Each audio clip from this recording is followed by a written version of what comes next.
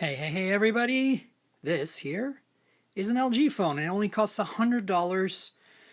Well, there's no contract because it's on Boost Mobile, so it's prepaid. But for $100 you can walk away with this phone, and the reason I'm reviewing it is because it's kind of interesting for $100. So, normally I don't do that. Not cheap phones, but this is called the LG XPower. I think in the rest of the world it's called the LG L7 version, I don't know, 4th, 5th, whatever generation the L7 is on now.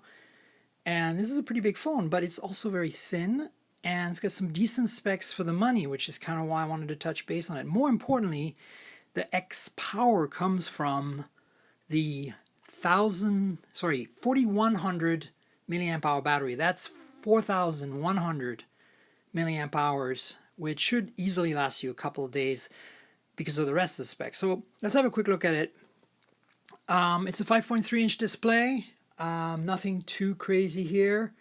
It's 720p, right? So, but it's a nice display. It's some sort of IPS panel. Viewing angle's probably not the best example here because I got a lot of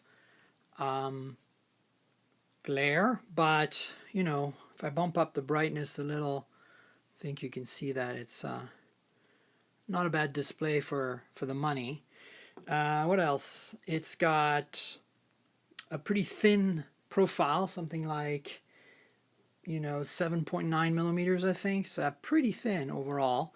Then what else is there to be said about this phone?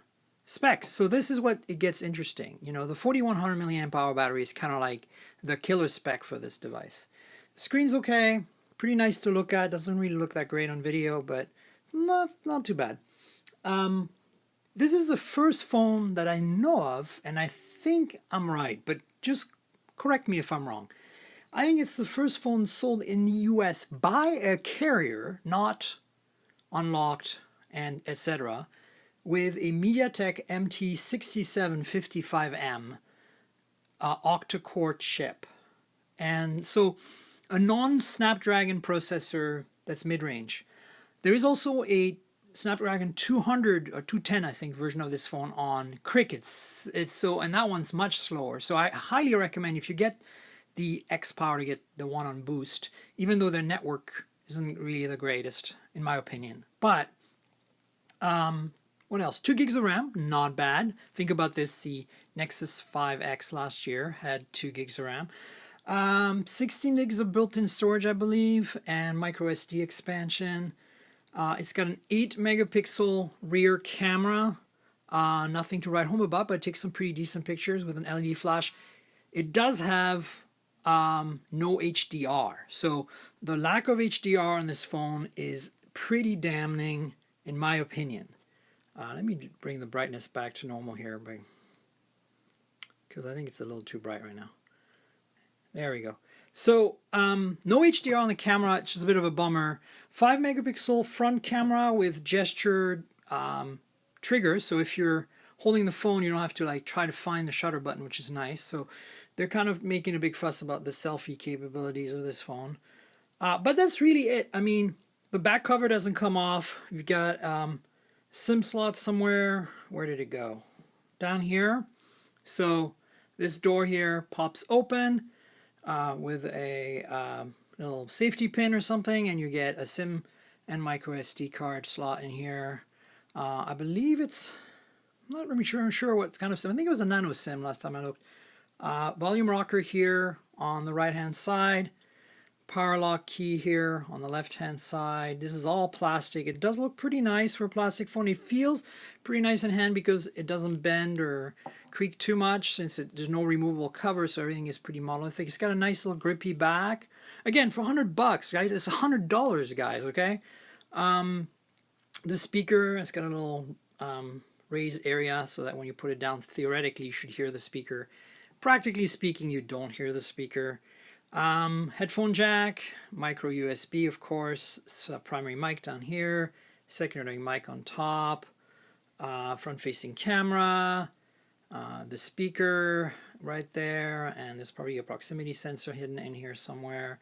And then it's on-screen buttons, which is kind of cool. I like on-screen buttons a lot more than wasting some space for capacitive buttons that you can't rearrange. So This is a Google Now launcher, just so you know, because I'm a bit obsessive about launchers. The default LG launcher is kind of meh. So, you know, I've been using this phone on and off, kind of like, you know, just to try it out, because $100 kind of had me interested in, more importantly, 4100 milliamp hour battery on a phone that thin.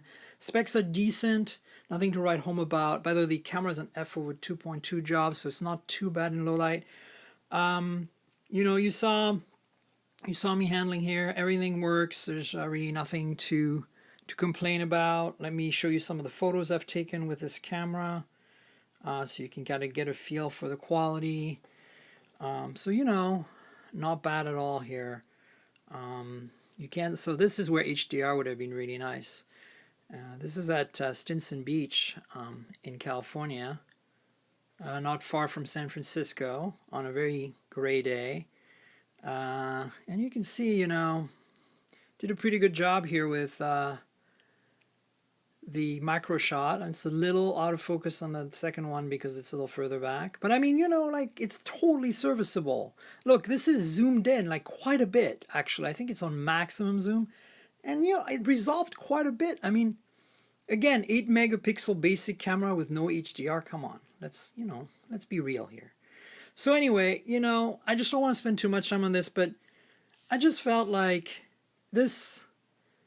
I'm having issues here. Hang on, I gotta turn this off. I just felt like for the money, this phone was interesting simply because $100 now buys you an octa-core MediaTek processor, and you know, you're gonna say like Moto G 4th generation is probably a better deal. Yeah, but I mean, remember, this is the kind of phone people just buy because they are on a budget and they want Boost Mobile because it's the network in their neighborhood or whatever. Like Sprint is good where they live. So, I mean, keep that in mind. This is the level of phone you're going to get for $100 from an American carrier nowadays. And I think that's pretty impressive. So that's basically it. The LG XPower from Boost Mobile. There's a Cricket version. I believe Sprint's also going to sell this at some point. It's a pretty elegant phone, decent specs for the money. I have no idea why the quadrant icon ended up here, but it did. You can see here, I'm in Portland today, so...